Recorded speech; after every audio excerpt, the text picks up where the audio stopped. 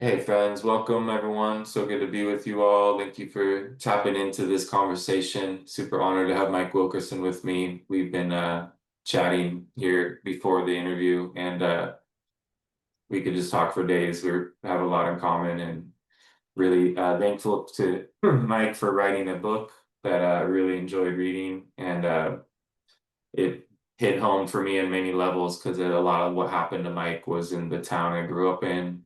And so thanks for being here, Mike. Tell us about your book. Tell us about anything you feel shared to introduce about yourself. Well, it's a pleasure to be here and an honor to be invited. So, Um, yeah, Kirkland, Washington. That was fun to hear that you grew up there. That's yeah, the town. That's the town that I was in when I got busted for hacking in 1985, which is amazing. what the book is all about. The Hacker Prince, the true story.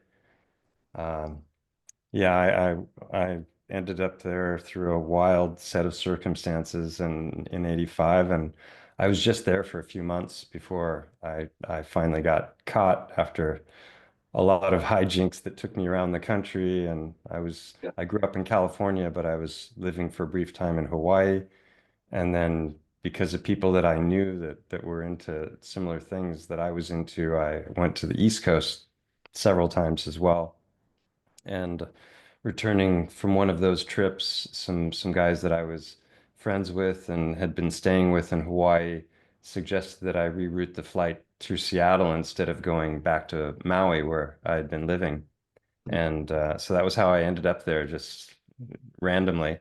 And a few months later, I got caught, and a court case ensued, and that took about a year to complete. So I ended up living a total of 5 years in Seattle. The first time was 3 years, and then I moved back to California.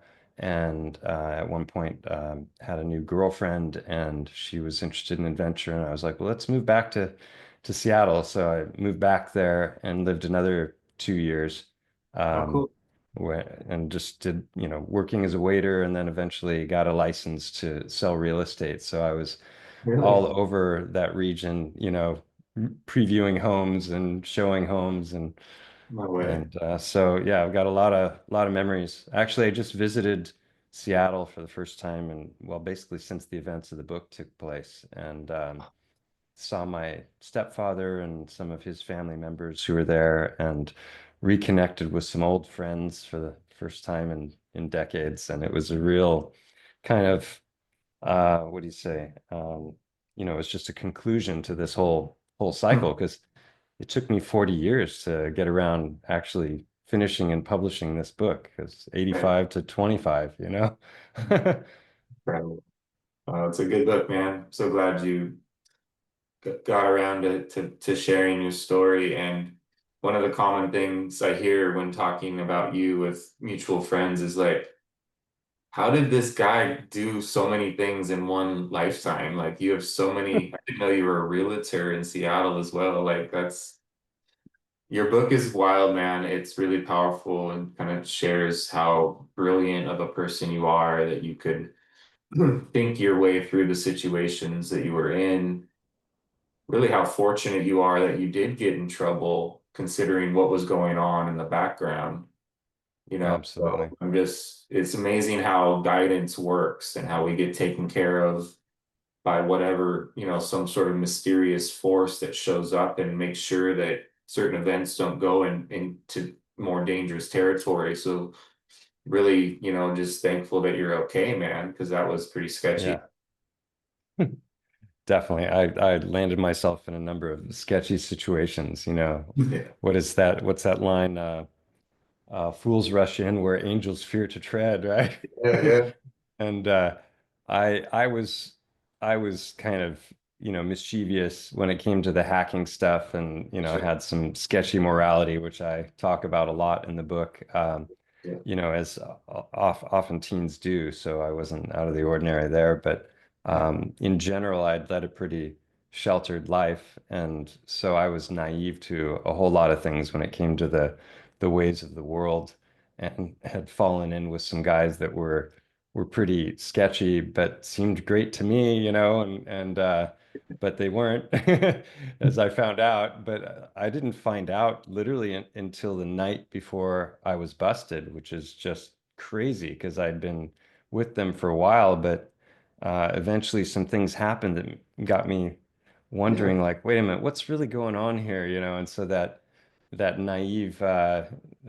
boy woke up real quick, and there was definitely a hand of providence, you know, at work when it came to the events and what took place, because I literally went to bed that night freaked out and said a prayer to God, like, please help me get out of this situation, you know? And I was not expecting it to happen the way that it did. But literally the next morning was a knock at the door, and it was the detectives that had a search warrant and were coming to search the premises because I had Mm, made some mistakes and they had traced the call. And so wow. that was how that whole thing began. But yeah, that doesn't even happen until about two-thirds into the book. You know, Yeah. there's a whole lot before that. So people Yeah. might have the idea when they hear just kind of the a sketching of the story that, you know, it's just a computer nerd at home, you know, playing with the phone lines and getting into trouble, but it was way way more than that. Totally. Yeah. Oh man, no, it's such a page turner, such a good book. A lot of emotions for me, like really tapping into what you were going Got through. a spider creeping across the wall. Yeah, a good time. Yeah. Um, dude, yeah, amazing. So glad, and I highly recommend it to people to read. It's you really I felt really like I was there with, like you really are speaking in a simple enough way that you can really invite the reader to experience kind of what your process was. And this incredible book, man. So, Yeah, I um, tried to make it techy enough that like you know, the yeah, people who are into that sort of stuff would be, you know, happy with you know, the descriptions and the detail, but also presented in a way that was really approachable to just the layman who's not a techie and maybe not even interested in hacking. The story was the most important thing, yeah, not the yeah, details of how I did the things that I did, though I do go into those, but it's not exhaustive or boring for people who aren't into that sort of stuff. totally, yeah. And it just your childhood, everything building up and then how you go back and forth, and it wove really well. It's really fascinating. It just all the stages of your development as a kid and meeting your stepfather before he became your stepfather, like just so cool how the universe lets you know things that are coming in, and just it shows that you lived a magical life, man. So thank you for sharing it. Yeah, Thank you for reading it and enjoying it. totally. Yeah, I'm really thrilled with, you know, the response that I've gotten from a lot of people that I have tremendous respect for, many of whom are published authors themselves, and yeah, they've praised the writing style and the flow, and I've heard from many people that it is not only a page turner, but that it reads like a movie. So Stephen Young read it almost the whole book on a flight, and he's like, I felt like I was watching a movie as I yeah, read yeah. it. It should And be. It'd be a great movie.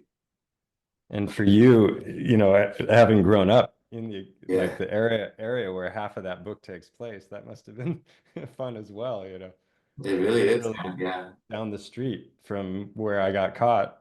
totally, totally. Yeah, yeah. And then the fact that you knew that you had been to Kirkland to visit your grandmother and you were like sensing that you'd been there before as a child. Yeah. That's super crazy. You ended up not far from where she lived. Hmm. It's, Yeah, anyone who knows my YouTube channel and my research, which is about completely different stuff, yeah, knows that like synchronicity has accompanied me yeah, through, you know, the entire uh, inquiry, investigation into these subjects, which I'm sure we'll get to later. But yeah, um, synchronicity has always been a real big part of my life, and I literally knew two people in the entire state of Washington, and they both were living a quarter mile from where the condominium was that these guys that I was visiting had rented. Yeah. And so when I we were driving across the Evergreen Floating Point Bridge, I'm like, oh, I remember this route. Yeah. We'd Yeah. gone there with my parents. We were traveling the Western States in a VW van and camping in the national parks, and then we went up to visit my stepdad's family. So that was why I recognized the area because I'd been there like 3 or 4 years before, and I was 18 at the time. So it was, I was pretty young, but I'm like, this is the same area. And then we took this exit, and I'm like, this is the same exit. And then we're driving down the road. So later that evening, after we kind of settled into the condo, I was just like, I've got to go take a walk. This is just, there's no way I'm in the same place. And I literally walked up and knocked on the door. I found the right condominium, and my aunt answered the door, and she didn't even recognize me. She thought I was the paper boy who was like coming to collect the monthly fee for delivering the paper. And she went to go turned around to go get money, and then took like 3 steps and stopped and turned around. She's like, Michael, what are you doing here? Where are your parents? It was just like, it was so hilarious. But that's just like one of dozens and dozens of those kinds of crazy, Yeah. synchronicities that I could tell stories about, and I have on my channel when it comes to other topics. But yeah, I got very lucky when it Sure. came to the timing of it all, because basically a year later they passed a national law that made hacking a real big deal. And Yeah. I was actually in Washington. They were the It was the first state to pass a law defining computer crime as a crime. Yeah. So there were other hackers that went to jail before me for the crime of hacking, or for other crimes, but not for the crime of hacking. They went to Yeah. jail for fraud and espionage and that kind of stuff, but not for hacking. And so the Washington state law was the first of its kind, and the prosecuting attorney on my case was the co-author of the law. So it was Mm. he had a vested interest in a conviction resulting in jail time. So it was the first time that they defined it, and he was really pushing for jail time. So, but if I had been caught, say, a year later or something, I'm sure I would have gotten into much, much bigger trouble, not just because of the laws, but because I was, dancing in very sketchy moral territories. And Sure. so it was real fortunate that I got out when I did. And when I did, I walked away from it entirely. I never went back, and I didn't like cut off ties with the friends, but they weren't reaching out to me, and I wasn't reaching out to them, so Yeah. it faded away. Um, and I just started a whole new life. It was the first time that I was on my own, and I had to get a job and pay rent to and make it Sure. work. Was that painful transition to suddenly have to earn your income in a much more yeah, My first job was in Bellevue Square, yeah. and it was in a deli called Apples Etc. that specialized in caramel covered apples and like Subway type sandwiches. And so I was just happy to be like gainfully employed and making my own money. And I rented a room that cost me, I think it was 250 a month at the Yeah. time. You know, times have changed. Yeah. And and so I actually started making friends in the real world, so to speak. Like all of my friends up to that point, even though I met many of them in person over the years that I was hacking, most of my friendships were through the phone line or online. So, kind of like how people are living now, but way, way simpler um, compared to tech today. Um, but so I was actually relishing it because I Cool. had a lot of trouble with bullying in school when I was like from 12 to 16. Yeah. Struggled a lot with that, which I go into in the book. I really wrote it so that it's a coming of age tale, Mhm. that I think will be really enjoyed by older teens that want a good adventure story. Sure. But then also people, our age are going to like it too because of all the nostalgia and the historical, references and everything. Um, but it was such a challenge for me in school to go Mhm. through those things. And then all of a sudden, well, that was one of the things that was so appealing to me about the hacking world was I was being accepted by everybody for who I was and what I had to offer. And hacking has always been a meritocracy. You're judged on your merits and what you have to offer rather than necessarily who you are or how you look. And so that was something that really appealed to me. And I kind of found my tribe in the Yeah. hacking, um, because I definitely didn't have it in my hometown of Ojai, California. Mhm. And but then once I got that job, I started making friends and like going out dancing and living kind of Yeah. a normie life, which was just a lot of fun for me. Good. Um, and that's where one of our overlaps is because that was I when I was a young teen, like a lot of kids get into weed or sm or drinking or when they're in their younger teens, and my parents were hippie, meditator types, and my mom was always like, wherever you want to get to, you can get there on the natch, she like you can do it naturally through meditation, all these things, because if you take the drugs you might not know how you got there. You might not be able to get back, and it might do damage and all of the the risks involved. And so she had put me off those kinds of things pretty thoroughly, and I didn't begin experimenting until I was 19, after the whole court case had finished.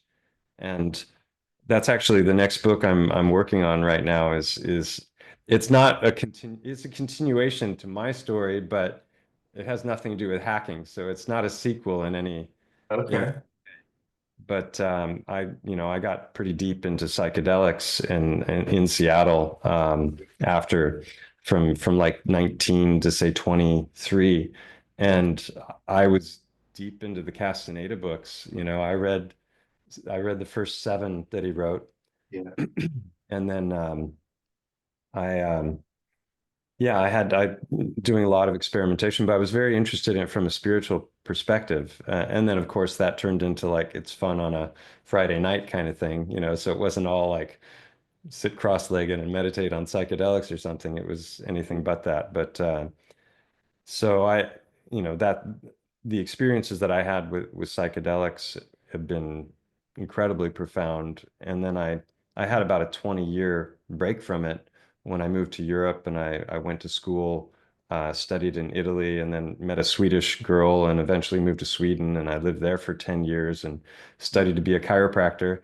And so through those 20 years and raising family, my kids are 21, almost 22, and 24 now. I I was away from that for a long time, and until we moved back to Spain. And then I went through this psychedelic renaissance where I was deep involved in, like, I was listening to loads and loads of podcasts and reading books and Terence McKenna and the Psychedelic Salon, and just listening to all the luminaries because I'd read loads of books on those subjects. And I basically come to the conclusion that what's going to wake up the world from the nightmare that we're experiencing right now when it comes to, just the state of the world, because nothing else seems to be doing it. And so I just kind of thought about the the experiences that I had had and the learnings and the catharses, and Mhm. I'm like, that's probably the way forward. And so I got deep into that. Sure. And did ayahuasca a number of times as well with one of the ayahuasca churches. Wow. And so that's what the next book is going to be about. A lot of people want me to write one on all the Mhm. research, but I feel more drawn to write that one right now. So I Oh, go good. where the creativity is Oh, pulling. that's exciting, dude. Glad to hear that you are going to be sharing that part of it, and that's a lot to unlock. There's it's so cool you have the Castaneda background. It's it's really profound journey to read that material because it puts you in a altered state just by reading it. Or that's what Mm, it's designed for. they say put the book down if you're having a hard time reading it, because it's meant to pull you into a state of consciousness just by tracking the words. So it was designed that way by those people who were heavily involved. It wasn't just Carlos, it was his teachers, his cohorts, everyone, his students even were involved in putting those books together. And yeah, it's just a journey in itself. And especially with, working with psychedelics in combination of reading that material. But their point is in those books, most people don't realize is they're similar to what your mom was saying, is that we do want to be able to do this on our own and not rely on the plants. And so each to their own, as to how they approach these things, but breath work, magical passes, all kinds of unique ways to reach altered states without having to take substances. But the plants, they're messengers, they're teachers. The mushrooms, when I'm on psilocybin, they're telling me things that aren't, it comes, I think, from the spirit of that medicine. So I think there's a time and a place for some people to open up to that. And it's how I kind of got really honest about the pain I was in within my previous marriage. It was through psilocybin that the words were able to come out of my mouth that I couldn't tell myself before. And it was just so Mhm. beautiful to finally be able to say the things that I didn't want to face, but I couldn't stop it. The mushrooms sort of forced it. So, yeah, I love that we're on that subject, and I can't wait to read your experiences. And yeah, if there's anything you want to share today around your journey with psilocybin or ayahuasca, or any things that you felt that were profound for you. Yeah, well, I had a pretty rosy view of it all. And what I found was that what was being covered in mainstream media also had a pretty rosy view when it came to psychedelics. Like, Sure. go to the rainforest and find yourself, and go to some ayahuasca village and heal. Um, and I was, totally on board with those ideas, but it was really 12 or 13 years ago that I, on a psychedelic trip, uh, had some reflections or insights that had me just wondering, like, wait a minute, what's what's going on here? And it had to do with I flashed on the movie Pinocchio, the Disney movie, and it was this scene where Pinocchio goes to Pleasure Island, where it's like anything goes. It's like Las Vegas for adults. It's the child version of that where they're ferried over by the jolly, chubby ferryman who's really friendly, until midnight when he turns into a sinister trafficker. And there's a whole lot that's like encoded into that movie that's very deep.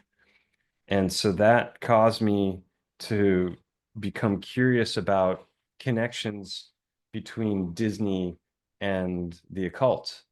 And that led to just a long stream of rabbit holes that took me to places that I never would have expected. I had read a book called Behold a Pale Horse in my 20s by William Cooper, that was talking about, mind control and MK Ultra and all sorts of different things that now are talked about, pretty regularly in the cyberspaces, at least when it comes to truthers. But back then it was, unknown to the vast majority of people. So I woke up to that stuff in my early 20s, and it shaped my worldview and caused me to constantly question everything when it came to what was coming out of mainstream media. Yeah. Um, and I knew that those kinds of programs existed and were being applied on a widespread basis to the populace through media, but I never really understood to what degree. And I'd kind of put it in the back of my mind because it was either like, head for the hills and become a prepper, or just focus on like doing what I could in the real world to to make a difference in a positive way. And so I opted for that route. I figured, you know, if you extract yourself from the system and the system continues to thrive, and eventually the totalitarian boot comes to your little camp out in the wilderness as well, you know, so it's like we can't, I don't know, I don't necessarily think the Luddite approach is the way to go when it comes to affecting change. So but in looking into all those things, after this trip 12, 13 years ago, I started to find a much more sinister side to psychedelics. And you know that the intelligence agencies were deeply involved basically from the get-go. I mean, going back to the 40s, it was already a CIA project to like roll out mushrooms into the mainstream consciousness in the US. And so that was a pretty harsh awakening for me because it also, I, the more I dug, the more I started to see that a lot of the key players within the psychedelic community had direct ties to either sketchy occultic organizations or intelligence agencies or both. Mhm. And these were people that I had considered, you know, heroes of one sort or another because I'd read their books and I was inspired by them. And basically, what I realized is that my almost my entire worldview on psychedelics, apart from my own individual experiences, which were at times very harrowing, but also generally positive, because even, you know, the what I would call a bad trip, I had, you know, great learnings from. So was it a bad trip or a good trip? You know, it's up, you know, for the individual to decide. But I started to understand that these these were the people that were promoting those ideas.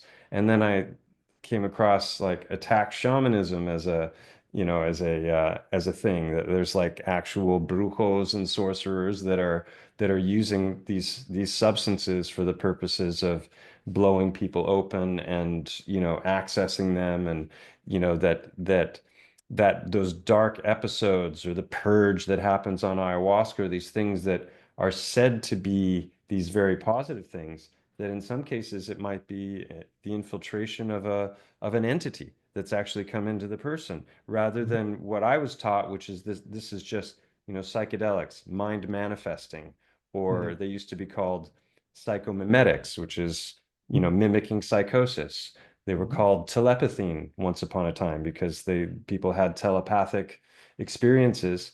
But then also, you know, the word everyone likes to use now is entheogen, which is, you know, generating God within.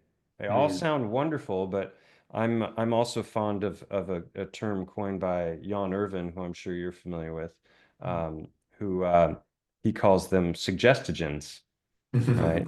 Sure. Because they put you in this incredibly suggestive state and make you vulnerable to influence, Yeah. which seems to be the purpose. And so yeah, there's a whole lot to tell there, not just describing the experiences that I had, and those are crazy Mhm. tales, but also weaving in these other subjects, which I think are really important because we get people like Rogan and Hancock and a lot of others, and it's like every time you see them talk about these kinds of things, it's always, you know, it's always in this context of how beneficial it is, and they're not really talking about the extreme risks that people are running, and you know, and how many of the people who are administering these things are either just like not qualified to, or might be actually coming from you know, self-serving places.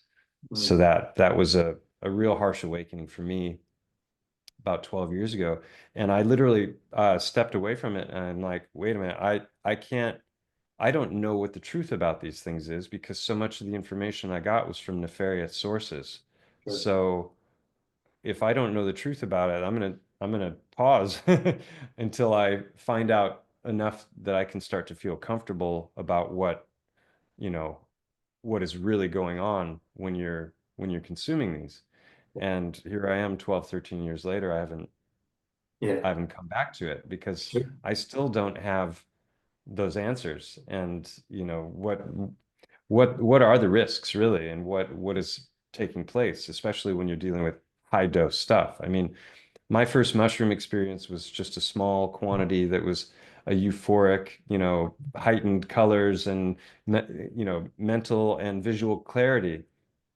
And so the second time I took them, I told my friend that I wanted to try a larger dose. He sent me to his house, and he had a bag waiting under his bed, and I told his mom I'd forgotten my backpack or something, and I got this bag of mushrooms, and he said, "Take those will get you off." I was like, "Okay." Um, so I was finishing up my shift at the deli with the intention of going into a dance club called City Beat that was down in not far from Seattle City Center. This Yeah. like 3 or 4 level house that was just this crazy dance place that I'd been to before, and that was our plan, was to go there, and all I had to go on was my first experience. And so I figured, if it was that good with a smaller dose, then it's going to be more of that with a higher dose. Boy, was I wrong. So I'm there eating these mushrooms, in the bathroom at the deli just before we were going to get in the pickup truck to drive across the water. And it took me quite a while to eat them all because there were so many. Well, I didn't know he didn't mean the whole bag. Right.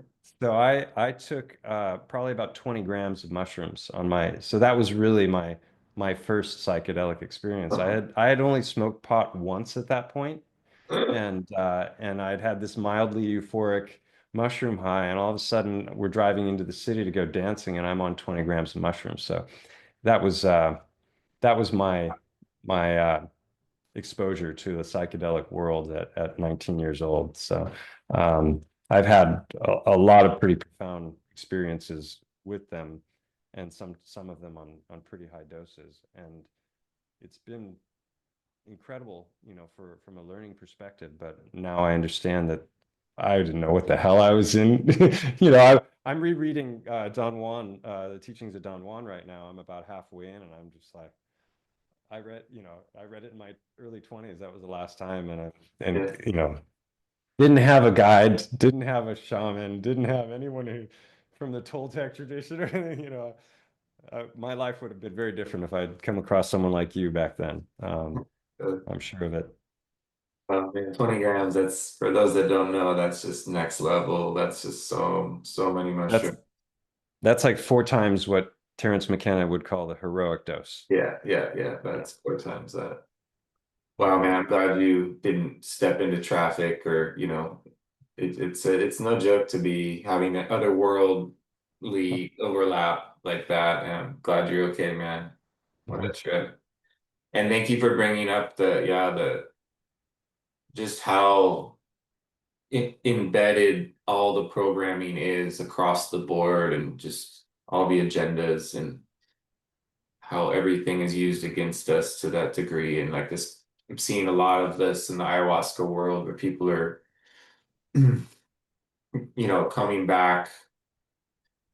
Part of them is in a different layer of the onion and they're not integrated and they're really struggling to figure out what happened to them. And so it's not just entities possessing people, but just parts of your soul getting caught in different places. And without proper guidance, there's no way to integrate and complete the process. So, um, the Toltecs say that we're all under the influence of a predatorial mind that's lent itself to each person. But on top of that interference or entity, there's also in all kinds of other entities that people end up picking up. And exorcism is real. These are really difficult subjects to come to terms with. And the sugarcoating that's going on around, everyone doing their journeys, it's actually so covered up what's actually happening, which is a lot of people are getting really lost. The Mm. shamans aren't worried about what happens to a lot of these people, so they'll take you into their spiritual warfare situations, especially in ayahuasca worlds. They're like throwing energy darts at other villages and like keeping themselves sharp inside of this bruja, using your power in ways to get strong as a sorcerer. Mm. And so all these people showing up to these communities, not realizing that these people are all involved in spiritual warfare, and they're actually using all these participants in their ceremonies to prop up their power so that they can not be outmaneuvered by the neighboring, brujo or bruja, and Cannon fodder. yeah, yeah. So it's very much it's old school. That's what Toltecs, the old seers used to do, is they would bring in apprentices and then push them into other layers of the onion as gifts to these inorganic beings, right? So the Mm. new seers realized that the Toltec path was really unsustainable and super obsessed with power. And so the new seers came in, and that's what Don Juan speaks about as freedom. He says sorcery is a dead end street, but we do need to understand it in order to find the middle path. So there's like the path of ignorance, and then there's the path of knowledge. But we need to find that middle path of freedom so that we're not misusing our power and or avoiding our power. And it is the time that we're in, that all these people are taking their journeys. And then, but what I'm seeing with ayahuasca stuff is that people just keep going back over and over and over and over, and they're not integrating their experiences. They just keep chasing that high. And I think the plant is very suggestive and gets you to sort of almost be a servant to it so that it can reach more people. Because the more people that commit, it's a cult that's just growing rapidly.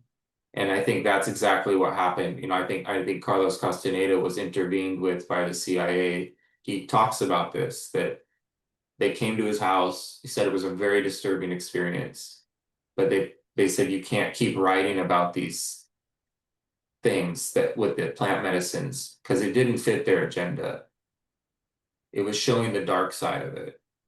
And so Right. his books were meant to go all on about so many more power plant experiences that he had, because that's the kind of person he was. He thought that's what mattered. I'm so Mm. glad he had to go in a different direction because he started talking about things that really pull you out of the realization or make you realize you don't need the power plants. And that's what I teach of these movements. You can do this type of breathing with the recapitulation you can do. It leads to being able to use dreams in magical ways. And then you don't, because Don Juan was very adamant to say that power plants damage our energy body in untold ways. And so it's not, it may be an appropriate thing to do at a certain point in your life, but it's like, you know, Bilbo in The Hobbit, when he puts on the ring for a while, it works fine. He's innocent. He doesn't know the power of it. But then he becomes aware of the power and it starts to corrupt him. Mm. It's very, I think, important. Not that Tolkien was trying to help us necessarily. I don't know all how these famous authors, what their agendas are either, but there's so many secrets being revealed to us through Hollywood, through books, through the Grateful Dead scene, all the acid test stuff. There's so much material there to look into. Well, that was something I was also waking up to, when it came to the psychedelics is along with that comes the whole culture creation thing. And that, you get these organizations like Tavistock and Stanford Research Institute and these think tanks that have, bottomless budgets and are literally rolling out mindsets and ways of perceiving the world. And they're doing that through Hollywood, which ironically, the holly tree is what the magician's wand is made from, right? So they're casting their spells. They have their television broadcasting, and they're casting these spells broadly in the form of TV and movies, and but it's also big time in the music, and so I I've gotten information from a lot of different sources, but also uncovered a lot on my own because of different insights that I had and curiosities. And then I start investigating. I'm like, oh, it's there too. It's like it gets to a point where it's like every rock you pick up has something Yeah. crawling under it, and a lot of that stuff all seems to lead back to the same kinds of players more and more. And you get these secret society members, and it's people like the Huxleys and Crowley and the in the 60s it was Timothy Leary, who was also a huge devotee of Crowley and was also CIA. So it's like oh, wait a minute, this is the Johnny Appleseed of LSD through the 60s, who's good friends with the Beatles, and it turns out he's this, nefarious bastard. And then the Beatles themselves, that's another gigantic rabbit hole, because now you're brushing up against Tavistock, and people think that the development of what took place in the 60s was this natural organic evolution that came as a result of protesting the Vietnam War, and in the 70s that was, but just people waking up to the man, and trying to fight back against the oppressive governments and all these things. And so it seems great on the surface, and along with that you have this Eastern mysticism that's woven in, and people are becoming more peace loving and free, and it's colorful and all that. And then you start to really dig into this stuff, and you realize that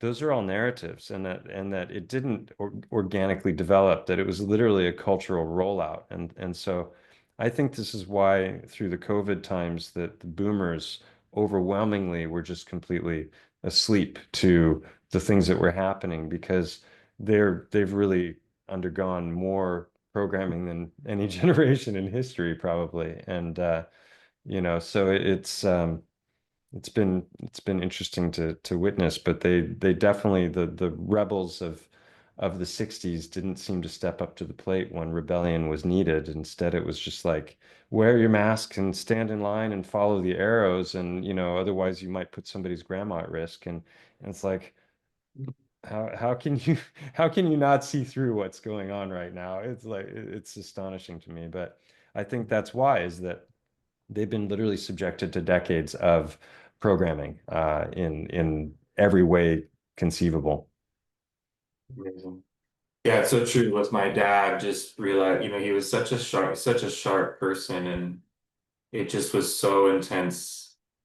And I wish I handled it differently, but yeah, just he was that representation to me of there's the opportunity to come to terms with what's going on here. But it's just, and I started to sort of pull him out of hypnosis, and he was like, leave me alone. Hmm. Right. So it's Yeah, so on that subconscious level that people don't even know what they're defending, or what it is they're afraid of learning. So it's yeah, really uncomfortable to be. I'm so thankful all this happened, and I wouldn't have started a channel. I wouldn't have met you. It just 2020 was a catalyst. And it just I could have gone into hermit mode like a lot of my friends did, and like got really angry, or I chose to connect online, and so much incredible connection, communication has happened, and I've learned so much. So I'm really thankful that we're in these times where we see who's capable of looking at what's going on and who isn't. And hmm, and so it really has been an intense thing for me in the spiritual community to see these people who are psychic, provenly psychic, provably capable in these non-linear ways, not willing to look at this. That was even more shocking. Like the spiritual leaders that I had trained with and looked to, they're still in this concept that that's all conspiracy theory.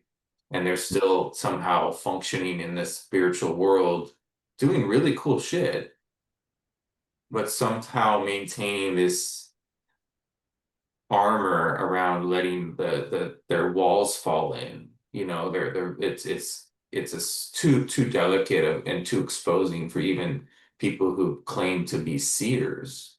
So we're in fascinating times.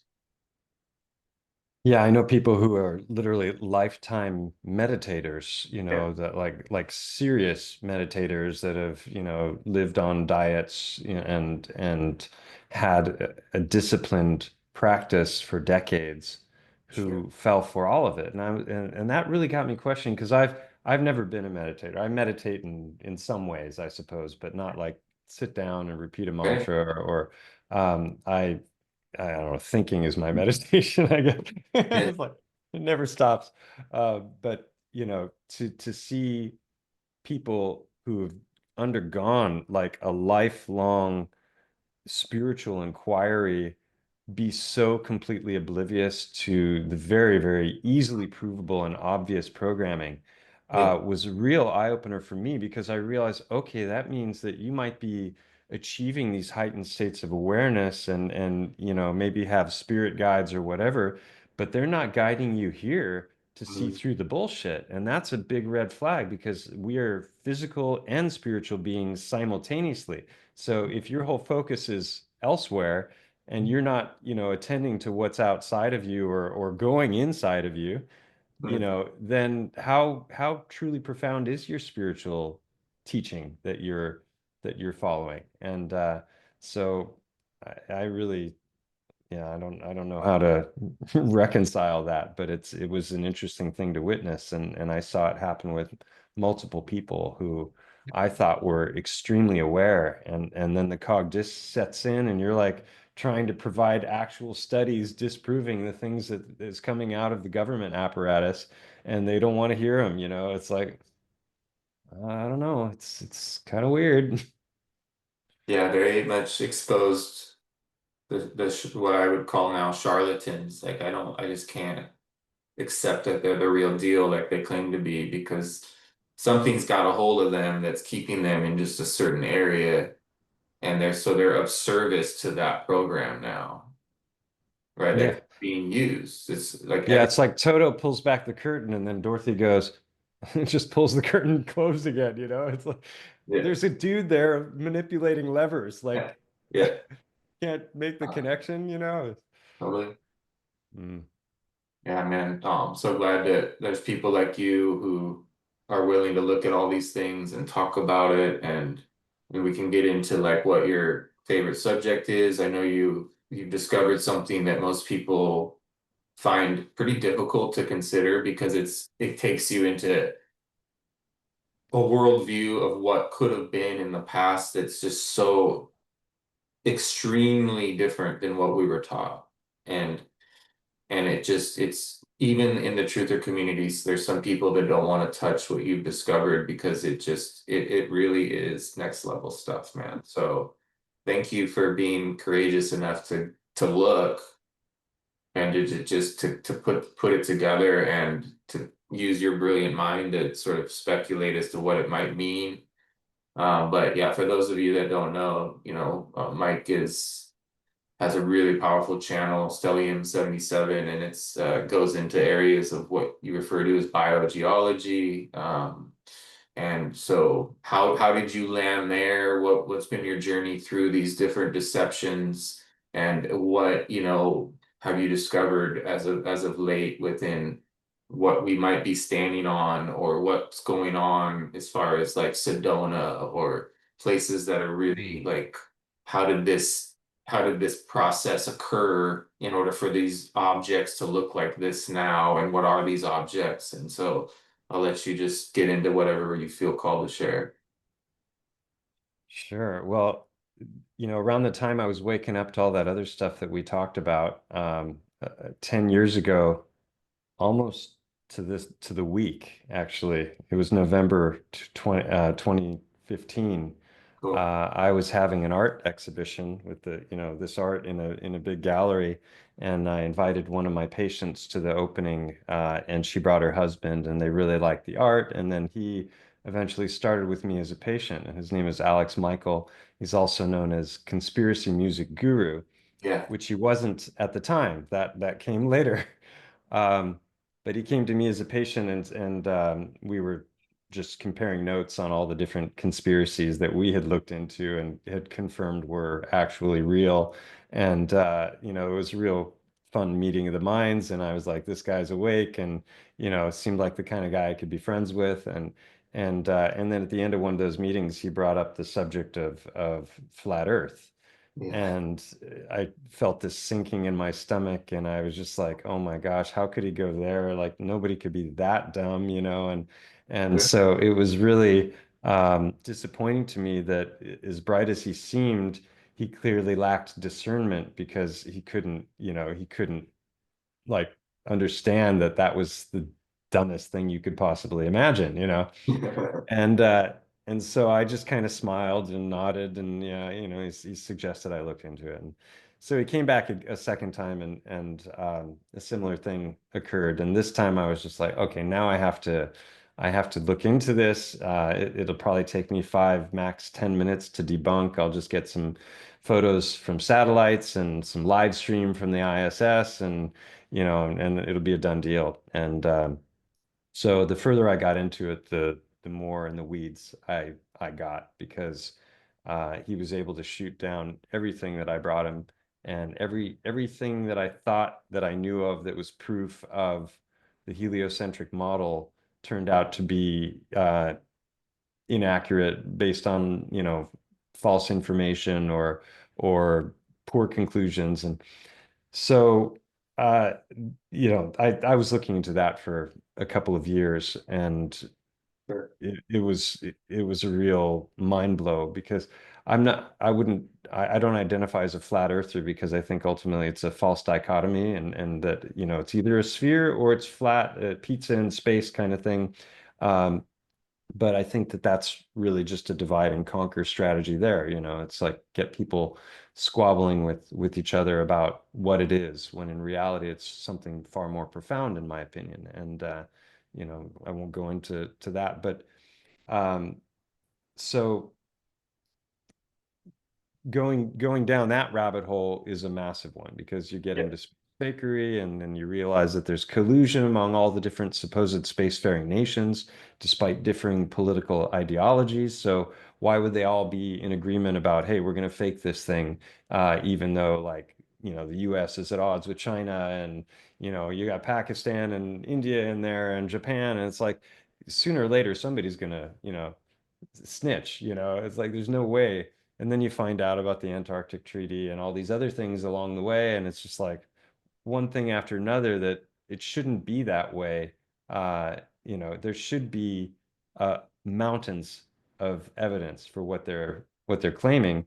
And then when you start to look for just really, really simple stuff that should be there, you find that it's not, like something like a 24-hour stream from the ISS, where the curvature of the Earth is accurate for the distance they are from the Right. Earth, but also that the weather patterns actually match what's happening below. And you can confirm that what you're seeing below is accurate for the time of day and where the eye is. None of that is possible. It's always cloudy, and it's far too much curve. It just anyway. For people who haven't gone down that rabbit hole, I might sound like a total lunatic at this point, but the so getting to a point where you're like, okay, I don't know what it is, but I know what it isn't, Yeah. right? And there's a concept in science that falsification is independent of replacement. You don't have to have a replacement functioning model to debunk a faulty model. Yeah. And a lot of people don't understand that simple logical maxim, that you don't have to provide some working explanation of the nature of existence to show that what we've been told is inaccurate and doesn't actually match observable reality. There's no discernible motion, there's no discernible curvature, we see too far, it goes on and on. You can't have gas pressure next to a vacuum without a barrier, and it's just et cetera, et cetera. Um, so as I got deeper and deeper into that subject, it led to all kinds of other subjects, like hidden history, the the Tartarian Empire that once existed, that was very widespread, that we're not taught about. I didn't major in history, but I majored in Italian cultural studies, which had a lot of history and history of art and architecture and all these things. And I lived for 3 years in Italy. And so I've seen a lot of that stuff up close and personal with my own eyes, and been inside the buildings. And when you start to dig into the narratives of how and when those things were built and who built them, and you find out that the same kinds of structures are all over North America and on every continent.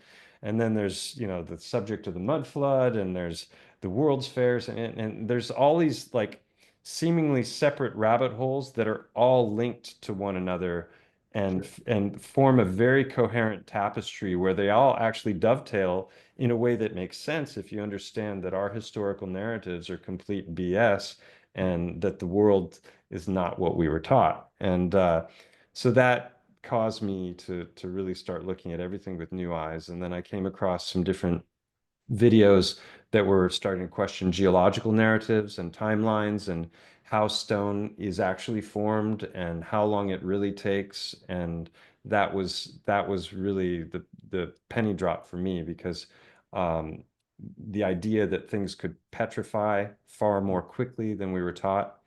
Like they Mm, say, tens of thousands or even millions of years for petrified wood to form. And the mm, petrified wood that we have in the petrified forests is said to be 200 to 300 million years old. mm, And they have these incredible timelines when you're looking at the layers of strata and the fossils, and they know how old everything is and exactly when it happened. And we see cross sections of the earth, and they know every little bit all the way to the core of the earth, despite the fact that the deepest hole ever dug was only 8 miles deep and it took them 20 years to dig.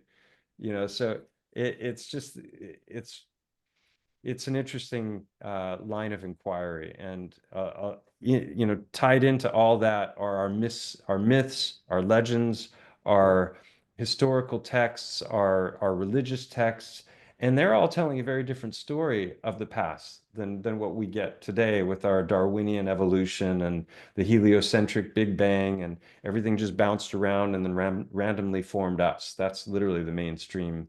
Everything came from nothing in an instant yeah, and then bounced around enough, to here we are, and we're thinking conscious beings, and it's all just because consciousness is this epiphenomenon that emerges when a system becomes sufficiently complex. It's like it's actually a ridiculous idea, yeah, and I can't believe I ever believed it. yeah, Um, but it's all about, eliminating spirit and God and the divine from the equation, and rendering it this meaningless mechanistic accidental, you're a speck of nothing in an infinite universe kind of a mindset.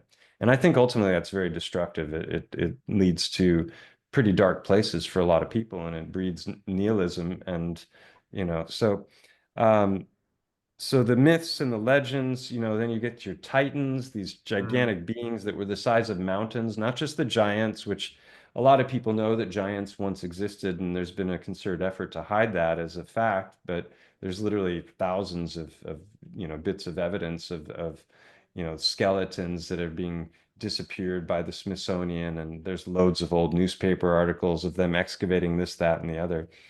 And so yeah, that's kind of how it all began for me, is looking at stone with new eyes. And there's a mountain here in Spain that it looks a lot like an elephant, and mm, uh, and it's known as the elephant to the locals. It's called Montgo. mm, And after seeing some videos on, the subject of rapid petrification, and looking at these old myths and legends, and the question of, were they really once here, and are there remains still here, but we've all been blinded to it because we've been told these false narratives about our, where it all came from. And that I've come to the conclusion that that's exactly what's taken place, is that we are paradigm blind. mm, We're all raised within this faulty paradigm about the nature of reality and where everything comes from. mm, And so we just don't see the forest for the trees, literally.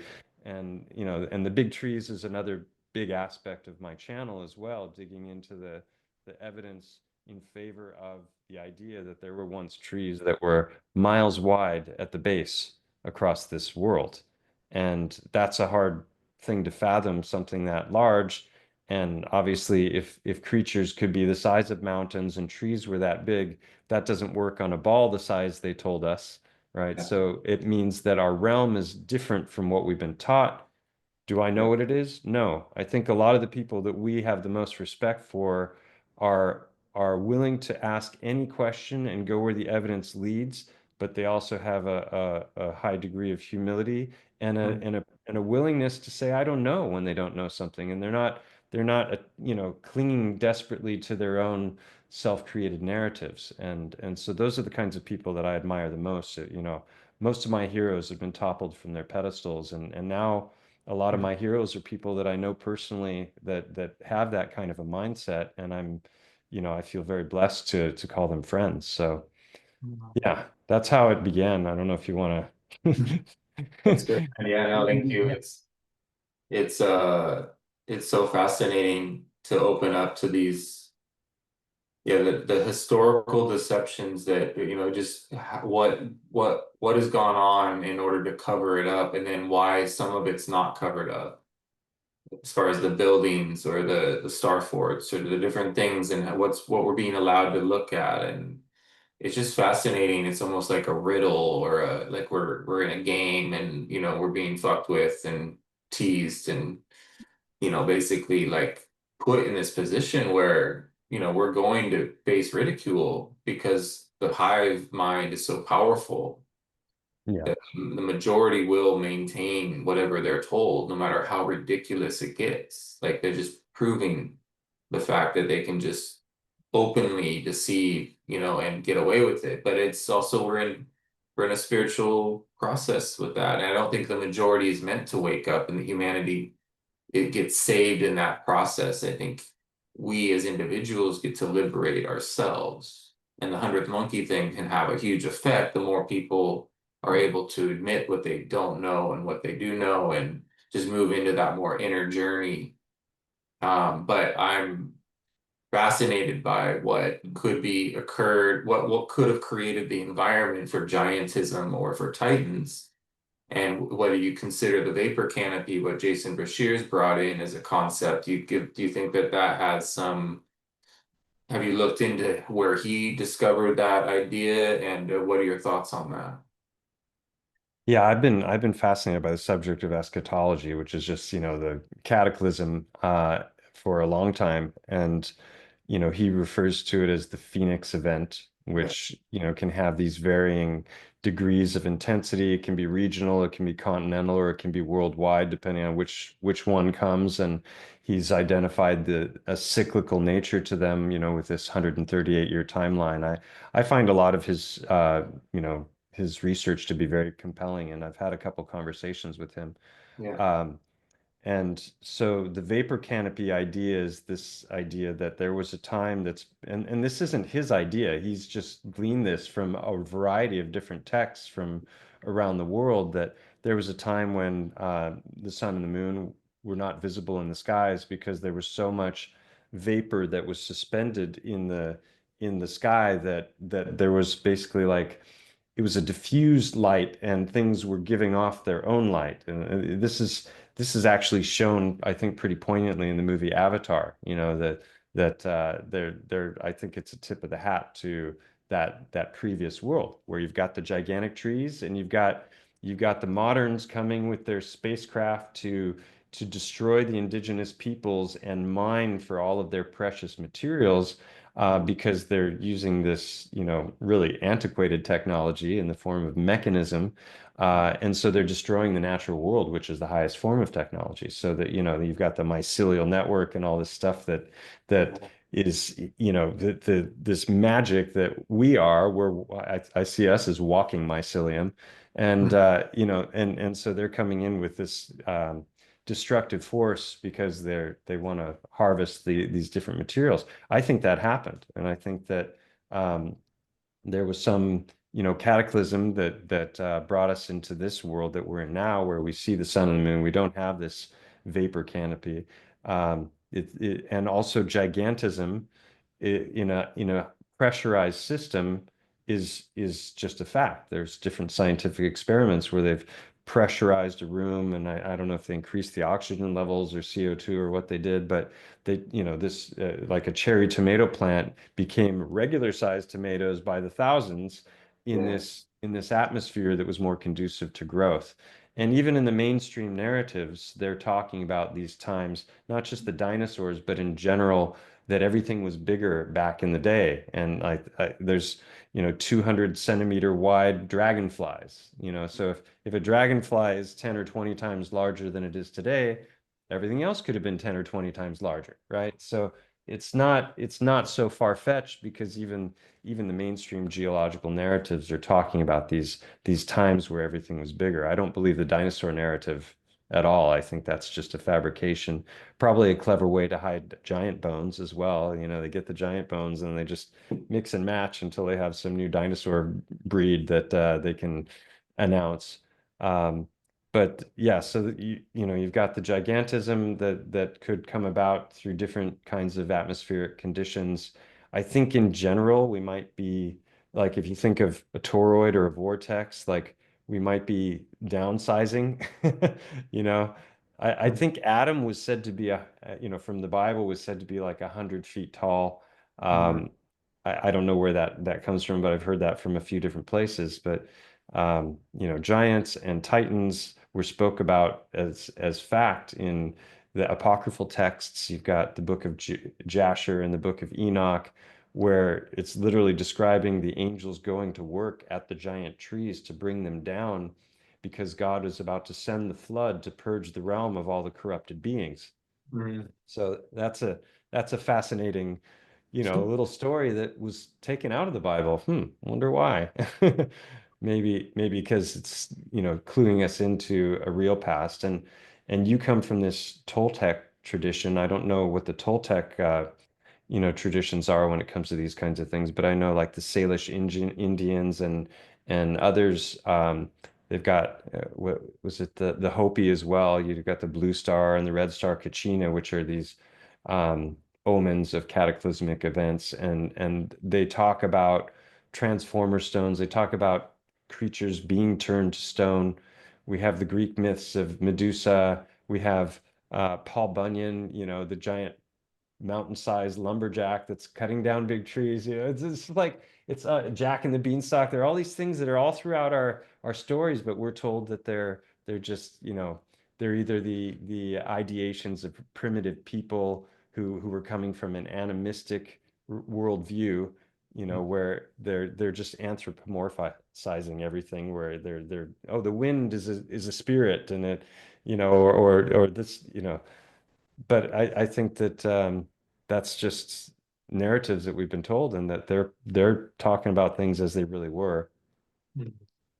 Love it, man. Yeah, it's so much more interesting and so much more potential. The Toltecs say that this is a world of power, and that the sorcery was very real, and so you could even shapeshift. Like a werewolf is a real thing, and these brujos and brujas were using power in crazy ways. So we were interacting in a much more intense, wild world, very likely, where there were large creatures, maybe even hunting us at a point. But I love that that you're willing to speak about the dinosaur thing. It's just like that word didn't even exist before like the mid 1800s. There was no word for it. And then all of a sudden it's like everything. It's the fossil fuels. It's how, we're gonna run out of oil because the oil comes from the dinosaur bones. I mean, And and it's then limited, so we've got yeah, peak oil. yeah. We got to have all that military industrial complex in order to sequester those limited resources, you know. So then it justifies your military buildup because we got to have all that oil in the Middle East, and then the dinosaur strike that justifies your timelines in the heliocentric model. 65 million years ago, a comet struck. Mm, Well, the comet strike is the biggest fear factor for needing to colonize space, because if we don't yeah, get off this yeah. world in time, then another rock could come and wipe us all out, and then we'd be all, wouldn't we be bummed that we didn't make the efforts to, go to Mars?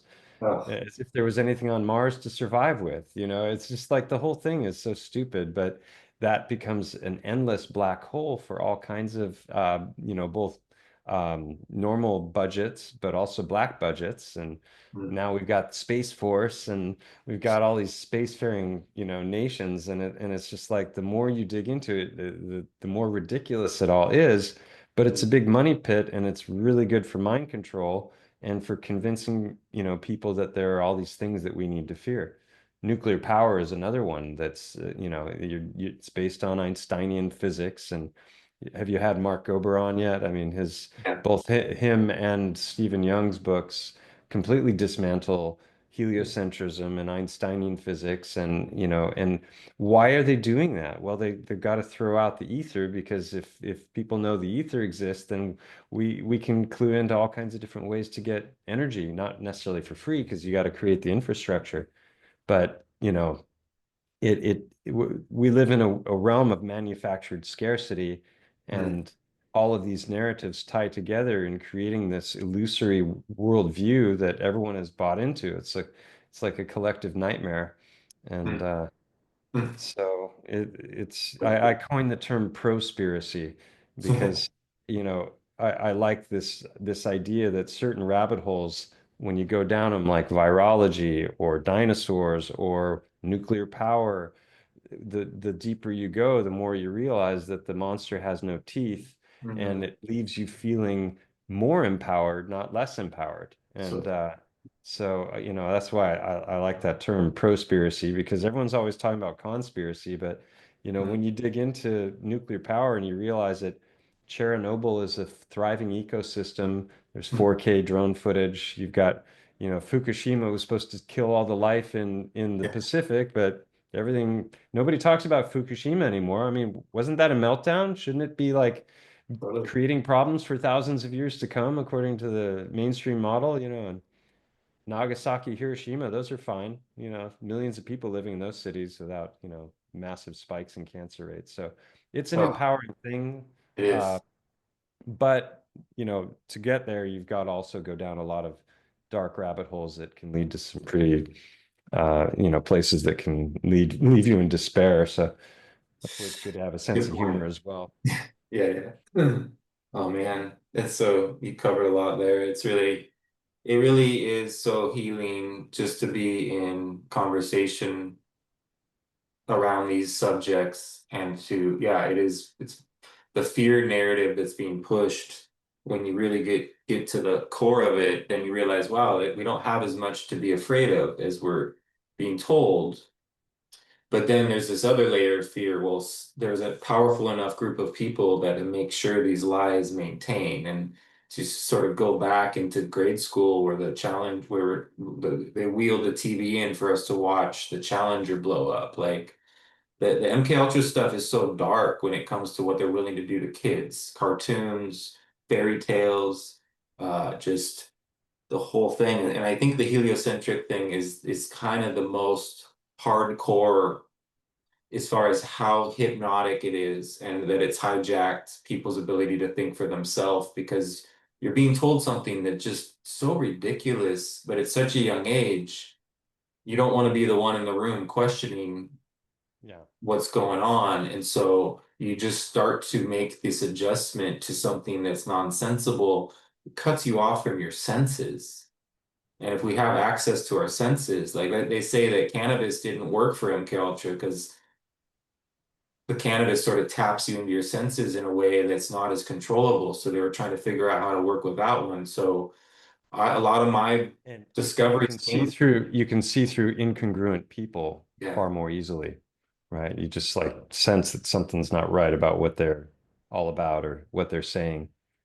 yeah, When it comes to Earth shape thing, I like 10 years ago, I realized that when you really go into it and you start to see how all these different subjects overlap, yeah, both the interesting things that we're talking about with star forts and Tartary and World's Fairs, and but also in the ways in which such a deception could be brought about and all of the different parties that would have to be involved and working in cooperation and coordination in order to maintain the illusion. It's really the skeleton key of conspiracy theories, right? Because if you really do have a solid grasp on it and understand how it could be so, if it is so, then it's going to clue you into a whole bunch of other things that are connected that you maybe never even thought for a second might be. And so it's really I see it as, and I've said this many times, an intellectual rite of passage to go down that yeah, path and to actually do it with intellectual honesty to the point where you can start to exercise discernment and know, what is real and what isn't. I mean, pinning down the truth is not an easy thing, but it's a lot easier to pick out the flaws. And that's where the neti not this not that principle comes in really nicely, is like, I don't know what it is, but I know what it isn't. yeah. Yeah, it's the rite. I like the rite of passage idea. It really is because the hypnosis is social at its core.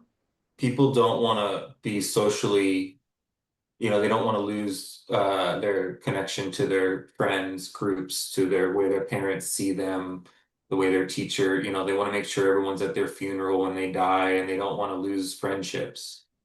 And it really does, it's a revamping of your life to not be afraid to talk about these things publicly.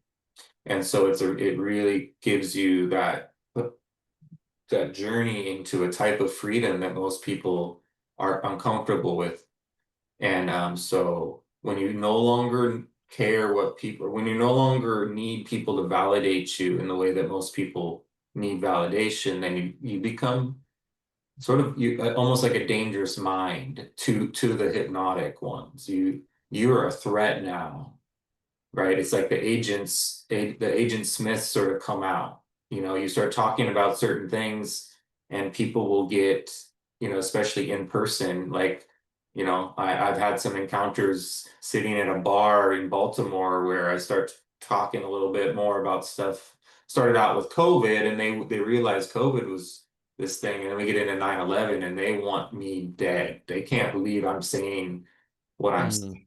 They'd never heard of the third tower. They start looking it up. They're like, you can just feel the need for that story, being an East Coast person and all that went on that bonding. Everyone bonded over the terrorists being bad and the USA was good. And Yeah. that's a story people don't want taken away either. And moon landing. Well, and that's crucial that because they have to demonize some other party in order to justify all the wars, right?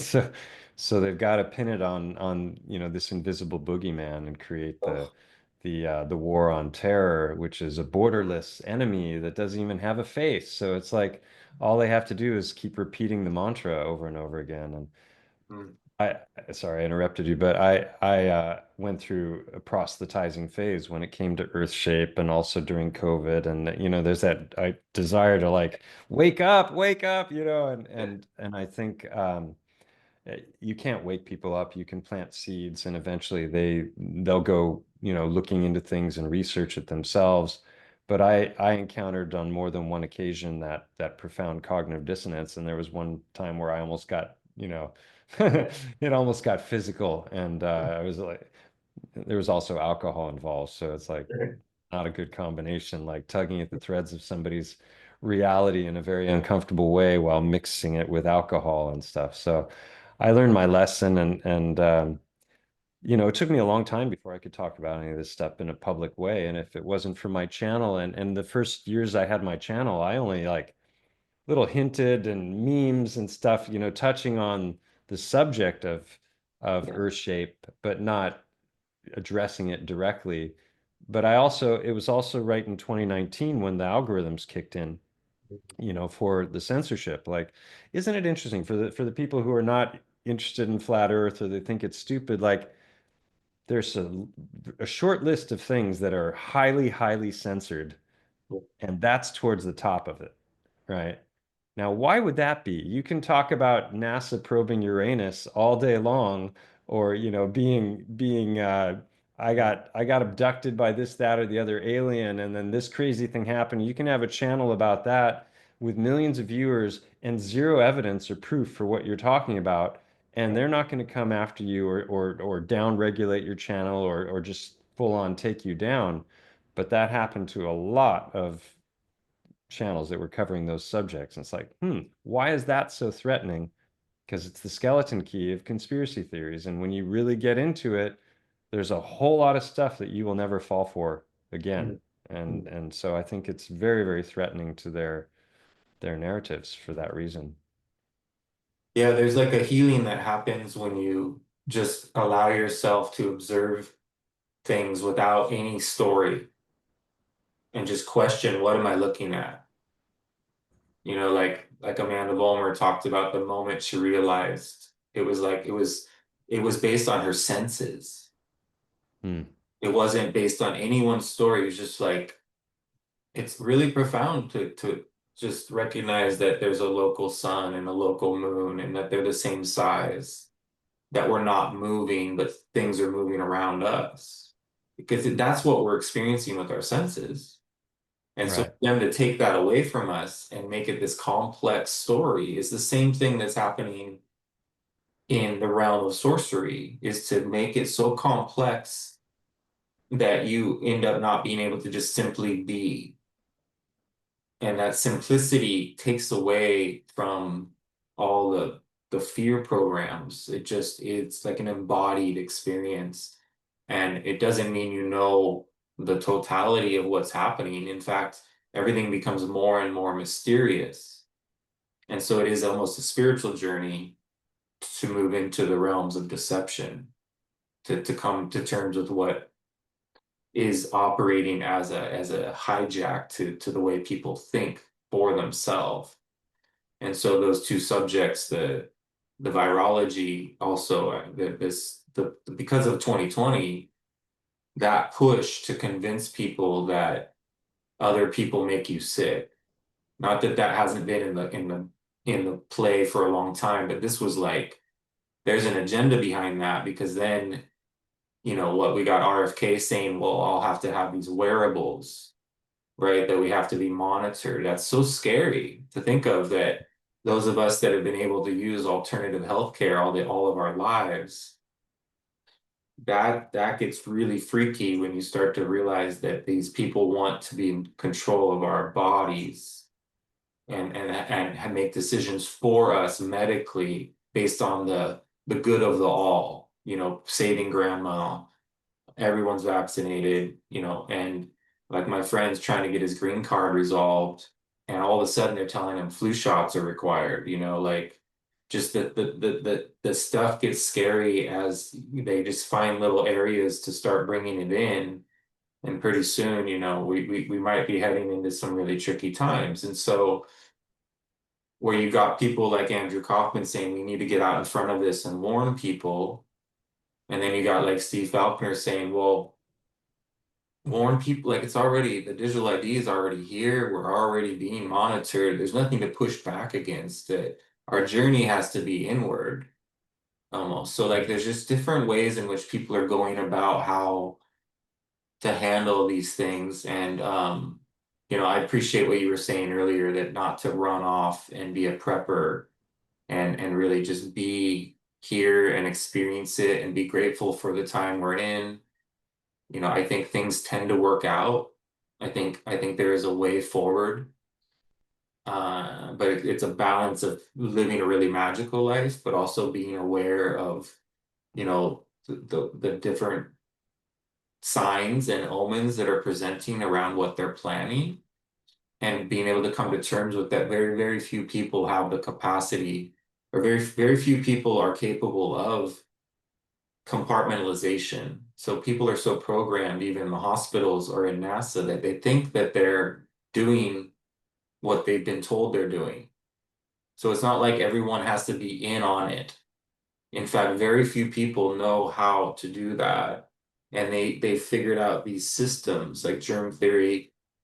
It's so powerful, right? And it in itself could be enough to really lock down humanity, as they showed us in 2020. So the virology stuff to me is kind of almost second when it comes to the heliocentric, because that the Toltecs say that we're not even physical beings, and your death has nothing to do with like what we think it does. It's more of a spiritual experience. And so to see like Toltec teachers wearing masks, thinking that was going to help them, everyone, that was so scary to me, seeing the masking. I think that was a bigger weapon than the mRNA stuff, because the mask really, it dehumanized people. It made them willing to cover their beauty, and or for some it became an excuse to hide, like because they didn't feel beautiful. And that's even more concerning, like these becoming, that's it's such a hijack of authenticity in so many levels. Yeah. It was such a test, that time, and people criticize the conspiracy theorists. I've said that being a conspiracy theorist was a matter of life and death in 2020. Yeah. It became that important that if you hadn't done the work to Hmm. dig into things and to question authority and to question the mainstream narratives to try and figure out what the truth actually was rather than what the black mirrors were telling everybody, uh, then you likely put your life at risk or lost your life. And so it's so important to do that work. Yeah. But it also leads you to, a very alienated place. I mean, most of the people that I know that are quote Yeah. unquote truthers and are awake to a lot of these subjects, they shake their head and when it comes to their family and their friends and they tend to become increasingly isolated unless they're lucky enough to Hmm. live in a place like Austin where there's a ton of awesome Yeah. people to hang out with. It's I true. feel very fortunate to have a growing community here of like-minded people, and we get Yeah. together on a fairly regular basis. And most people don't have that. So that's where you got to find the others. Like even as Yeah. a hacker in my teens, it was about finding the others, because there aren't that many of us. But the more we band together and then other people come in contact with us in groups and they're Yeah. like, wait a minute, these people sound very intelligent and the things they're saying actually make sense even though they're totally batshit crazy by what I was taught. And next thing you know, they're part of the gang. So um but what you were saying about Amanda Vollmer and like all of their narratives are getting us to deny our senses, to deny our sensory experience of reality.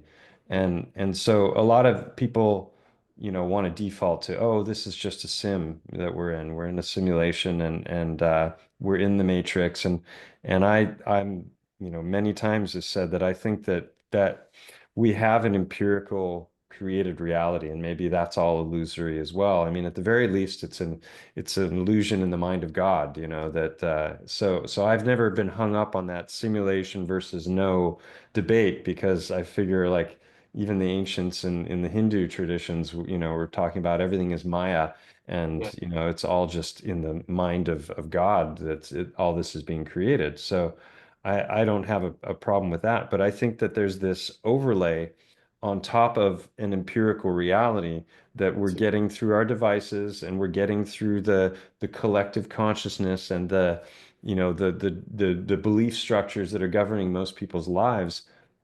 And so that's where the matrix is. It's really a trick in the mind.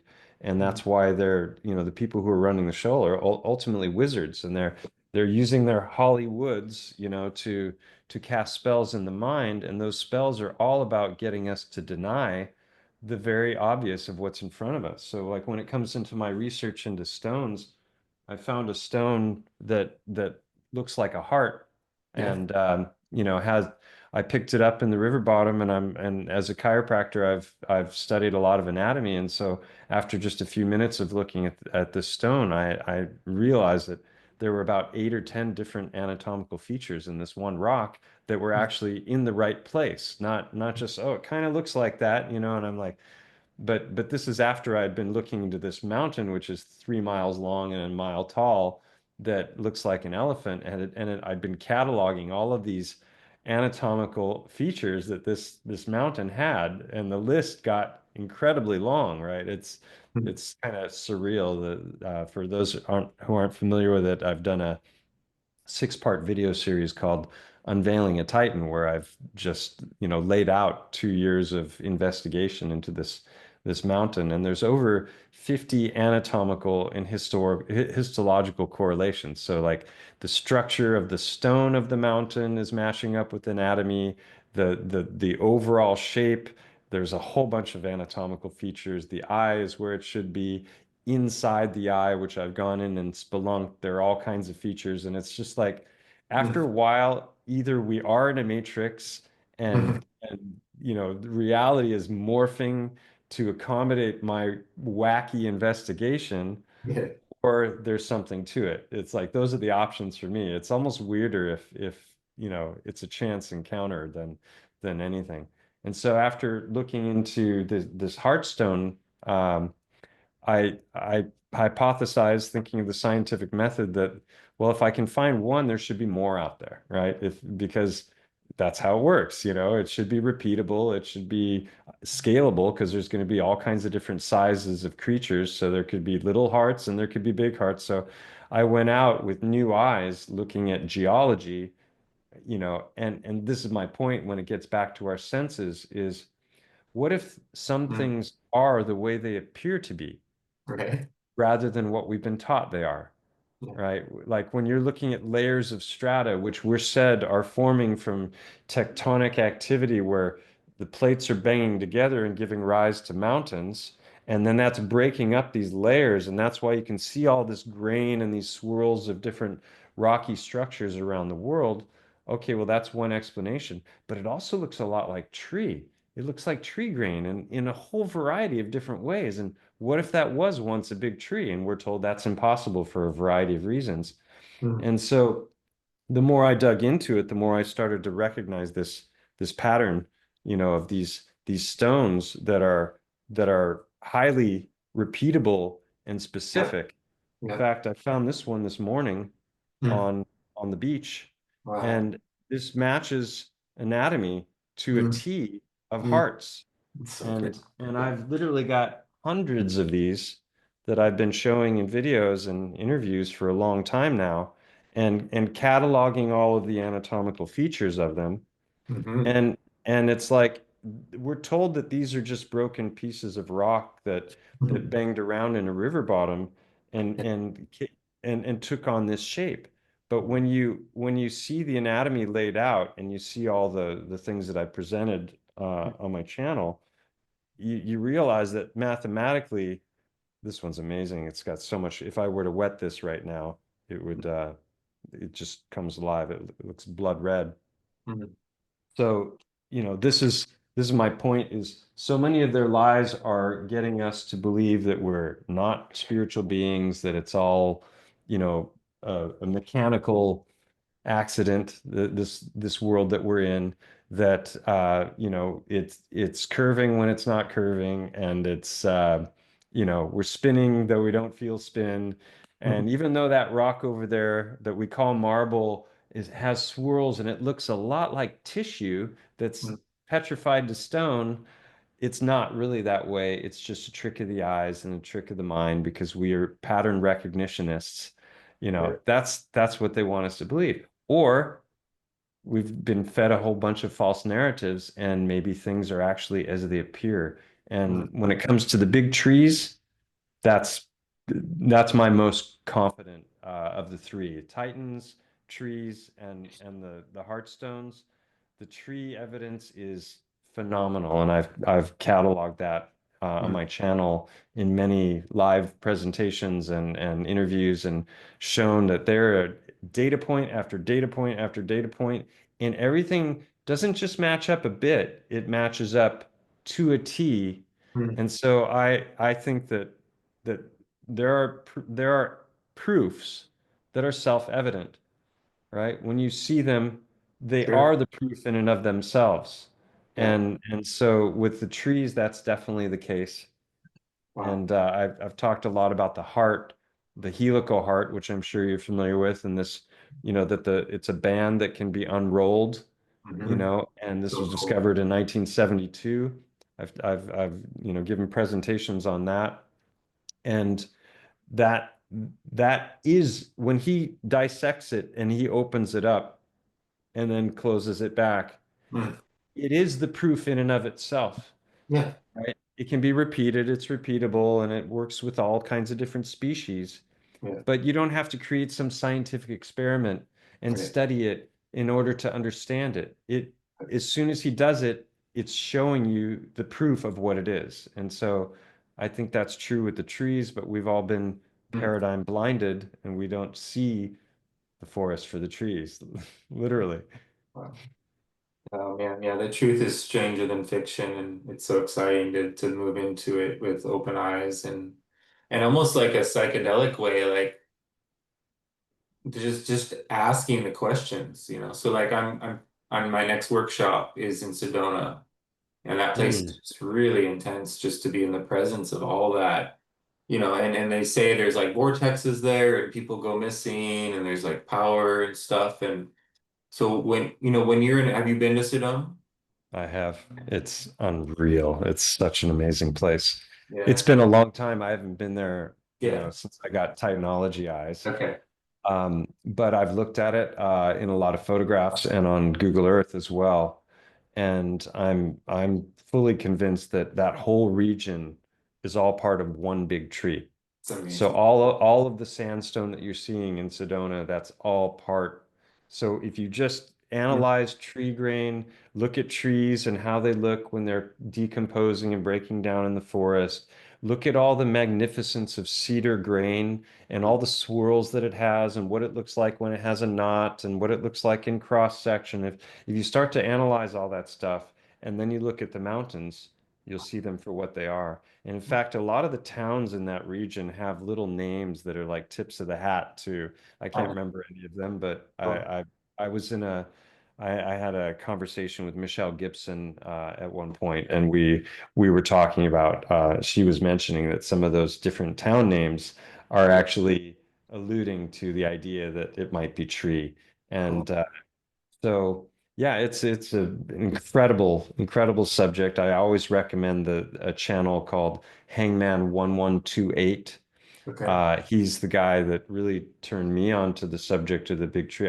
I'd seen other stuff before, but he was boots on the ground with HD footage, and Mm. he showing here's the tree, there's a giant 100 foot wide version of the exact same thing that's identical to what I'm holding up in my hand right now in every way except size, right? Mm. And he's just constantly showing here's tree, here's stone, here's tree, here's and it's identical. And so when you realize that sap doesn't petrify to amber. Amber is soft. Amber can be dented with your finger. It's only a 2.5 on the hardness scale. So if you imagine what would actual petrified sap look like, it's Mm. quartz. And Wow. it comes in all different kinds of colors. And Mm. quartz seams are where they are mining to find gold veins and silver veins. So the trees had the metals flowing through their blood just like we do. Yeah. And then when they got zapped, probably the Phoenix event, Yeah. right? Dusa, Phoenix, electromagnetic plasma changeover event, the plasma apocalypse. These are all names for the same kinds of events that were spoken of by all the ancients where the shit hit the fan and a lot of stuff turned to stone. And it's not so far-fetched if you accommodate or incorporate all of those ancient ideas into a worldview. It's only far-fetched if you believe the mainstream narratives about heliocentrism in geology. But Yeah. it's, Sedona is Mm. phenomenal. I went to the Black Hills of South Dakota with Hangman. We toured for a week together. And I Cool. went to Garden of the Gods in Colorado. And it's just so obvious when you're up close and personal what you're looking at. There's Yeah. no doubt in your mind. It's self-evident. And yeah, and then there's something else you said that I thought of that was maybe it'll come back to me. Um, Cool. Thank you, man. Yeah, it's just so much more to have these concepts and to go be in the presence of like even just being in the redwoods, the trees are so massive compared to so many other trees. You know, the presence it just makes you feel so not in a negative way, but the smallness, how small you feel in comparison to these giants. And then hmm. to think about these, And the sequoias even more so. yeah, big time, Yeah, just huge beings. And the old photographs of like all these people, you know, sitting on uh, stumps. stumps. Yeah, the stumps of mystery they call them. And there's an interesting holes. Yeah, imagining what was going on, what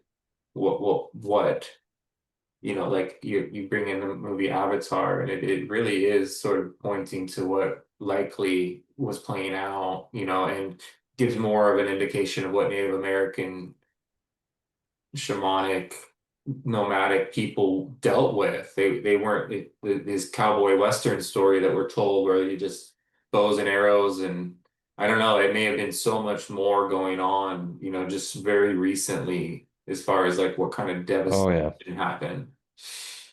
Yeah, a lot of people put the last reset like around 1850 or something like that. And, reset being some kind of a pretty widespread cataclysm.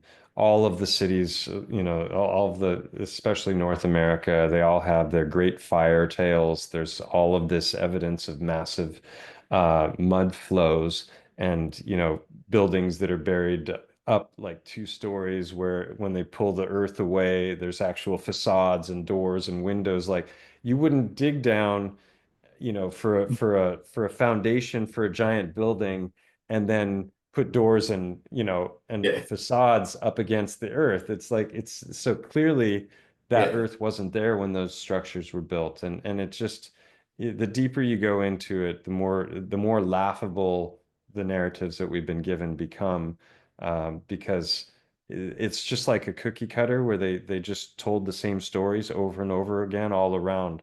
I recommend the channel The Archivist, also known as Waking Up with Analog. He's chunked tens of thousands of newspaper articles for the last over a decade, and mm, basically he's going through the newspapers from the early 1800s up until 1910, 20, when the Rockefellers took over publication, universities, education in general. And, that's when all of our new narratives started to come in.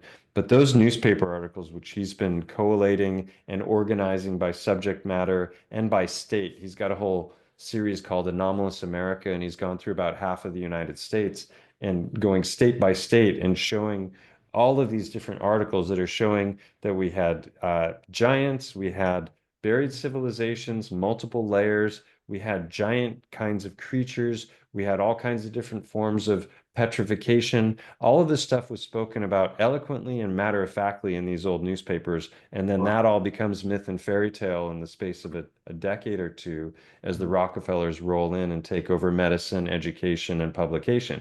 It's like, interesting how that happened, And so each one of those different rabbit holes that we talked about is in and of itself a narrative destroyer. But when yeah, you go into them deep enough and understand how they interlock, right. then it's just decimating the mainstream narratives. And a lot of our friends have been doing that in a whole variety of ways. Yeah, totally. There's not a lot of people that are willing to do this, but those that do, seem there is some sort of spiritual, energetic support that comes in. I think it takes a lot of courage, but it leads to feeling, like fearless in a way because we're,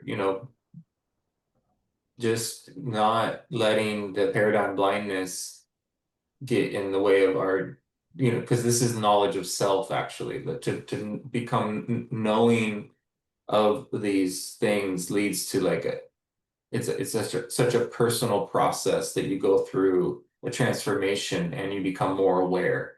Your consciousness increases your capacity to use your senses again in a way that others haven't been. And for the Toltecs, they say that you eventually move beyond the five senses if you practice this work, and then it leads to being able to use almost like dormant aspects of our energy field, and you can start to tap into yeah, the other side of things or go into other layers of the onion. And there are other dimensions that shamans speak about learning to stay in for long periods of time, and all kinds of unique adventures open up. So I think that the world is in need of that as well, is the more active, like what we call the active side of infinity, or accessing what Toltecs call the second attention. So lucid dreaming, being able to use our perception in magical ways, I think it will lead and support us in being able to navigate the type of tyranny that is closing in theory, because the Toltecs found that their greatest discoveries were when the conquistadors came, they had to figure out how to use their stealth and their magic in ways that they would have never learned had they not been under so much pressure and put in such almost impossible situations. So we're in a time where it seems like our back is up against the wall a little bit. And my feeling is that there's so much more to what we are and that we're more powerful than we've been led to believe. And it doesn't take that many people to be able to make a difference, especially if those people are dynamically aware. Because the Toltecs also refer to like a shaman experiences 100 times more intensity than an average person. So they live in a way like 100 times longer of a life because they say time is measured by intensity, not by seconds or minutes or hours. So That's interesting. when you're on psychedelics, you know, like your hair can grow much quicker in that 6 hours on acid or Hmm. something like because you're in a different process. And so that 6 hours on LSD might feel like it went by like that. But on the opposite, it also feels like it was a really long experience. So when we That's kind of start, like when you travel, you know, you have a really action-packed, you know, week or 2 weeks. Sometimes it can feel like you've lived a year of life in yeah, 2 weeks, like yeah, going to these different events that we've attended. That's how it feels. It's like you have so many memories and interactions, and you know, whereas in your everyday mundane life, you could go a month without, you know, a whole lot of novel things happening. So I really like that time is measured in intensity. I'm going to definitely remember that one. And I cool. was just thinking about like you know all the suppression, like when they went after flat Earth with the algorithms, you know, they're trying to squeeze it, and it's like, and the more they squeeze it, the more everything leaks out between the fingers, right? Yeah. And so then you get Tartary, and you get mud floods, and you get World's Fairs, and you get all these other little rabbit holes going other directions, and Mm. those take on speed and growth, and then a lot of those people have already like integrated the ideas of flat earth, so it doesn't really matter so much that the censorship is there, and then those ideas start to permeate and reach people through other means, so they actually kind of shoot themselves in the foot when they do the censorship. And I agree. I was thinking about what you were saying about psychedelics, and you know, going back to the Mhm. stones, and how it, you know, you and I both have had a lot of experience with psychedelics. You probably a lot more than me. But so we know that these other realms exist and these other ways of perceiving reality. So for people that have had those kinds of experiences, it's not so far-fetched to really look at things through these kinds of eyes, and to go, is it possible that this might be true? Whereas for the average person who hasn't had those kinds of experiences, this is a truly far out subject. And I've had a lot of people, you know, who've just, their minds have been absolutely blown by the information that I've shared, and they're like, this has forever changed my Yeah. worldview. And one of my favorite comments on my channel came, you know, a couple years in, and the guy said, your videos are more powerful than psychedelics because they don't wear off. And Yeah. I was like, oh, that's that's crazy, you know, because it's like you can take a really high dose and it might leave you forever changed, but Yeah. eventually you'll kind of come back to baseline and you'll have integrated that experience, but it's not like you're going around with that altered perception of reality from that point forward. You know, it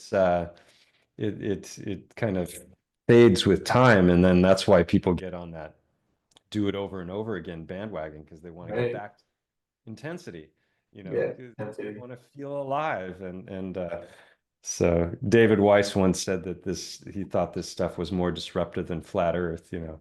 He only said it once, but you know, coming from him, that's pretty, that's that's pretty big. Yeah. Um, That's a huge compliment to be told that your stuff is more powerful than psychedelics. It's true. If you let yourself go there and you do a great job of guiding people there, it's almost a shamanic rite of passage because you're moving into uncharted territory, which is perceptual. It's information. Toltecs say knowledge is not information, knowledge is power. And this type of information leads to that type of knowledge where you become energized and aware and not easily fooled. And therefore, but you have to kind of be a fool in order to go through the process, right? And that's where a lot of people are not able to do this work, is that they're uncomfortable with the uncharted territory, the unknown. Their ego defended something in the past and they're not willing to come around on the subject because they want to prove themselves to have been not easily fooled. And so the majority of Mm, people aren't comfortable with the ego process of admitting, man, I got deceived and I fell for it. mm. That takes a humble person. And that's a Yeah. key to this work, is like because it's so healing and liberating to become humble. But it's And to be able to see the world through new eyes again, and to have that childlike innocence return. A lot of people, it never returns. And, when it comes to my work, there's a lot of people that were kind of in that space and talking about some of these ideas before I came along, and I was inspired by them. But a lot of them were coming at it from a Judeo-Christian perspective, and they're referring to the Bible, and I wasn't coming at it from that perspective at all. I was, very left brain analytical, and I'm looking at it from anatomical perspectives, and just approaching things in like a methodical, rational way, with paying homage to the scientific method, to the best of my ability. yeah, And so people were really appreciative of those ideas because, especially if they're not coming at it from any kind of a religious perspective, or they're anti-religion, or they don't like the Bible or something, they're not going to give these ideas their day in the sun because they're coming from people that clearly have a vested interest in bolstering up their religious text and, justifying their faith in one way or another. So people were really appreciative that that wasn't how I was doing it at all. It was very empirically grounded. I was showing all kinds of evidence, like getting up in the caves of the mountain and yeah, showing, aerial footage. And, the heart stones is like you can hold them in your hand and look at all of the different features and decide for yourself whether it makes sense, the official story, or what I'm showing. Um, and that's really it has been, life-changing for a lot of people. And I never dreamed that it would be like that when I got into this. And I've received a lot of appreciation, from people for not just the insights and the possibility that these things are that way, but also, the effect that it's had on their psyche and the way they see the world now. So that's could be wrong about it all. Sorry if I am, but I've said that from the beginning also. I'm not trying to like present this as hardcore fact, but it's just, we all have to unlearn, like your shirt says there, yeah. Oh man. to Well, thank you for providing this. It's uncharted what it's, I know you learned from others, but then you took it in a direction that was really clean. And Toltecs say religion is one of the hardest things to get people to come out of. It ends up manifesting into even spirituality. Like people come out of religion, but then their spiritual practice has all these religious like guilt and weird things that Mm, are built in. And so, Jason Bashir refers to religion as dungeon programming. And so there's yeah. so many programs that people, and it's either you're religious and you think that God made this in 7 days, and or you're in that evolution, and that like in South Park, that like a fish fucked a turtle and it turned into a monkey, and the monkey fucked its brother, and like it's just so funny what we're told. From goo to you by way of the zoo Yeah, is what Rob Skiba used to say.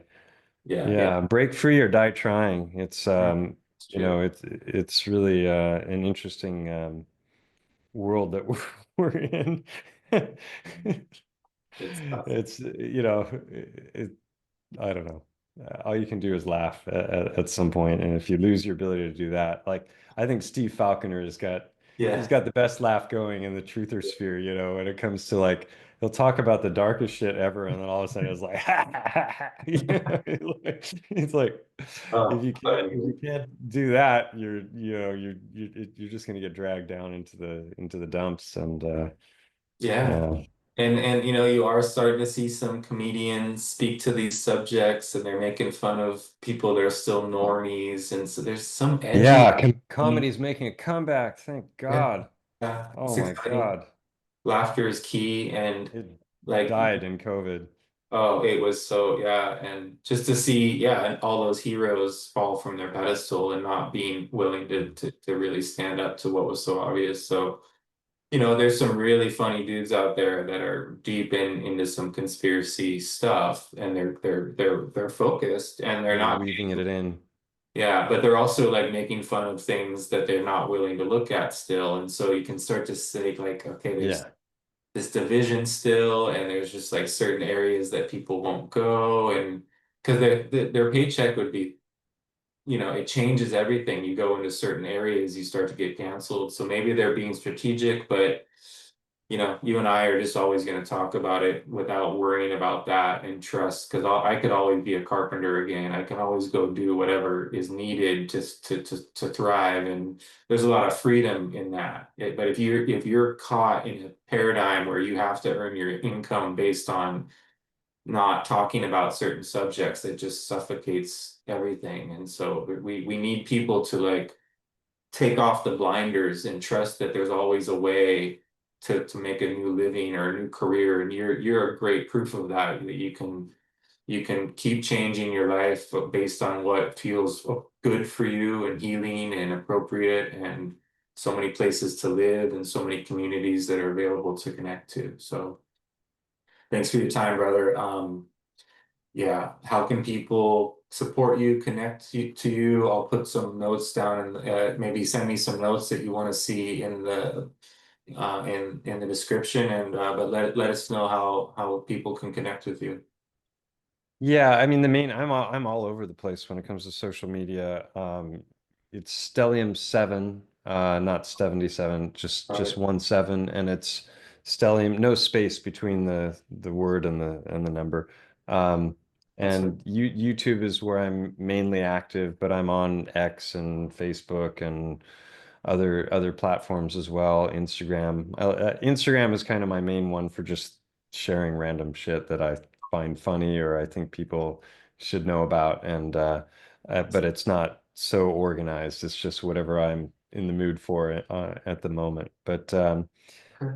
yeah, other than that, it's just my YouTube channel. And if people sub, and you do watch some videos, please comment because Yeah. they've algorithmed my channel almost to death. Like Oh, I've got more subs than ever, and it doesn't show my stuff to any new people. good. It's wild, Yeah. and the numbers. So anyway, but it gets out there through, speaking engagements and interviews, and we're just getting out on these subjects, and I see more and more little like TikTok or Instagram videos that I can see are incorporating different ideas that I've been sharing for some years now. They don't Yeah. usually credit me for them, but it's nice to see it spreading to a wider and wider audience because at some point there'll be a tipping point where, just like now, when I started with the whole Earth-shaped thing and NASA fakery, I was like one of one or two people in massive comment threads that was mocking it or trying to, wake people up to, the deceptions. And now when you see something from NASA or SpaceX, it's just tons of people. So it's like, okay, I don't have to do that anymore. There's lots of other foot soldiers now, and if this was so dangerous, there'd be a lot of people who, we admire that you've probably interviewed and others who would be, being taken out. Right. There's nobody that I mean, every once in a while somebody dies or goes missing or something, but for the most part, they're not martyring people. They're just trying to get people to look elsewhere.